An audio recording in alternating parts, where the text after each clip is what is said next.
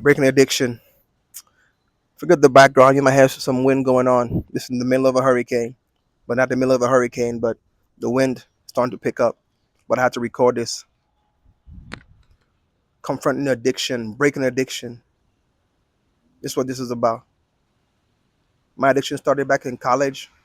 One summer semester, I had a roommate that used to sell weed, and one day he just passed it to me,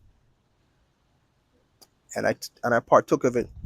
Now, now, now, mind you, I knew better. I didn't grow up like that. My mom wasn't a smoker. My dad wasn't a smoker. My dad told me that he used to smoke 2 packs of cigarette a day. I couldn't believe that because what I've seen of him, I didn't see no inkling of that. But that's what I did, and for 10 years, it held me captive, smoking around friends, around strangers, around places where I shouldn't be. But to break that addiction, one thing I had to do, I had to come to the realization that it's not for me. It's not for me. And I know that might sound like, duh, it's not for me. No, you have to come to the point when you realize that it's really not for me.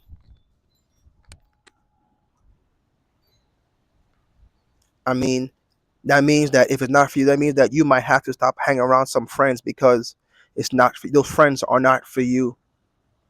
Those strangers are not for you. The places you go where to, the places you go to smoke is not for you. That's not for you. You have a responsibility to your body. I had to understand that I had a responsibility to my body.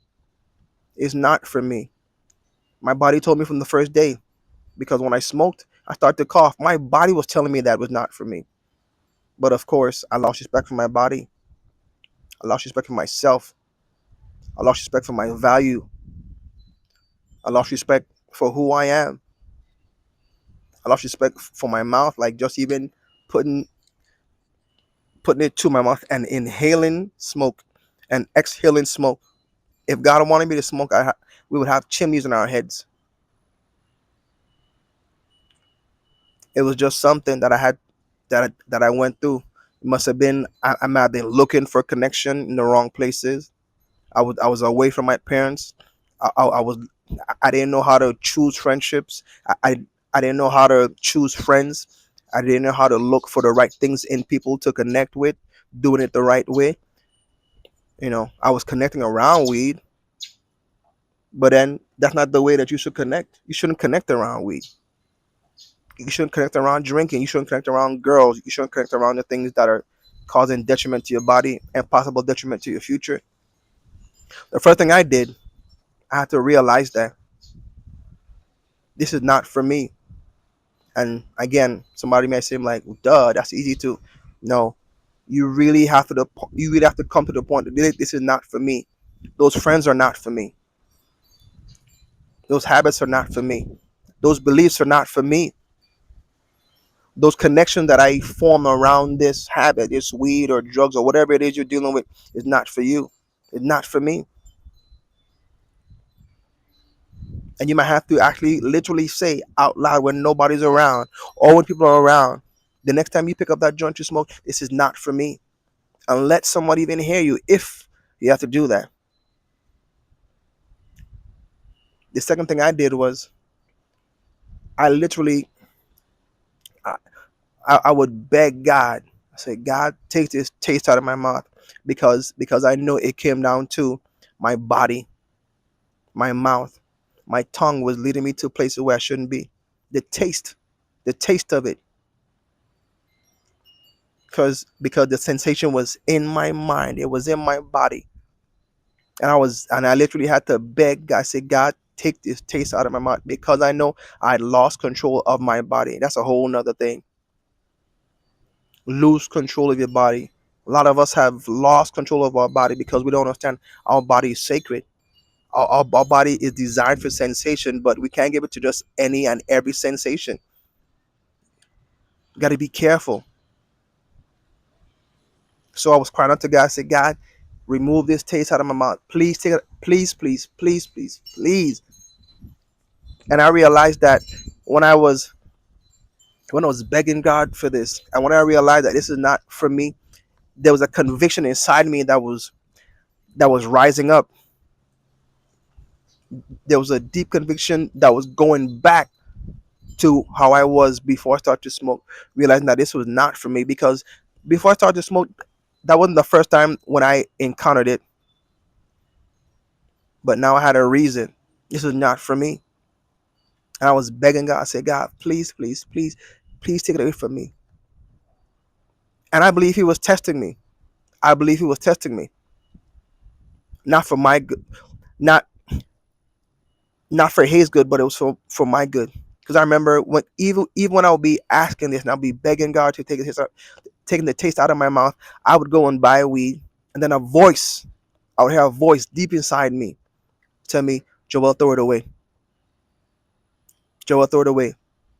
And those are the moments when I was building my confidence, where I would literally go buy it, and as soon as I drive away from the weed spot, I would either throw it out the door or throw it out the window,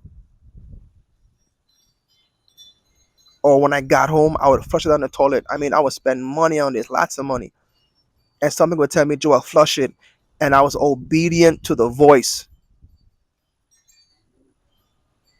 A lot of us hear this voice. For those of you who are struggling with breaking this addiction, you hear the voice, but the but the problem is you being disobedient because you trying to do it out of your power. In obedience to God, there's power that He gives you. When I heard the voice, I would just throw it away. I realized that it wasn't for me. I had to beg out, I had to cry to God, and I had to be obedient when I heard the voice. Then one day I woke up. I woke up and the sun looked extra bright that day. I woke up and that day either the taste was gone or I finally decided I cut off every other choice and it was gone. It was gone. Now, I'm not saying there are days when I remember it, but I'm not tempted to go back because I know where it came from. Because I know that's not for me. Because I know who because I know who I had to call out to save me. And I'm not going to tempt God like that, because sometimes when God deliver you from something and then you go back to the thing He delivered you from, you get even worse. You get even worse. I know this is not about drinking or about weed or about drugs, but story in the Bible when it say that, you know, when a demon leaves someone and then it comes back and then they find that the place has been swept, it comes back and brings seven more. So you got to be careful, because once you get rid of these things, you better occupy that space in your mind, your time with God. Occupy occupy your mind with what He says you are. Whatever your addiction is now, I know some addictions are even harder, but then but there's no harm in realizing who you are. There's no harm in crying out to God. There's no harm in obeying the voice that's telling you to stop, and He will do it. He will do it, but you gotta want it. You gotta want it. You could lie to yourself. You could lie to people. You gotta want it. And how long it takes is up to you. And for those of us who need that extra help, there are there are facilities outside of yourself where you can actually go